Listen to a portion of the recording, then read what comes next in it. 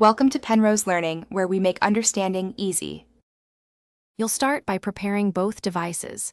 Ensure your Lightning headphones are charged and updated, and that your laptop has a compatible port or a quality Lightning to USB adapter.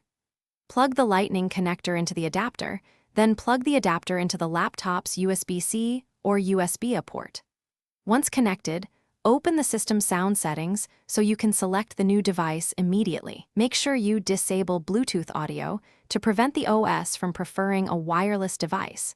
This avoids device handoff. Now you'll configure the laptop to use the Lightning headphones correctly.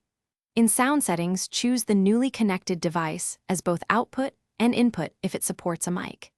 If your OS doesn't recognize advanced controls, install the vendor or adapter drivers. This restores inline controls and microphone access. Once done, open Advanced Audio Properties to set sample rate and bit depth for best quality, and calibrate volume levels to avoid clipping. This ensures consistent performance across apps and calls. Finish by testing playback and microphone recording in multiple apps. Confirm the laptop routes audio to the Lightning device and that per app output is correct. If audio is intermittent, unplug then reconnect firmly and toggle the sound device selection.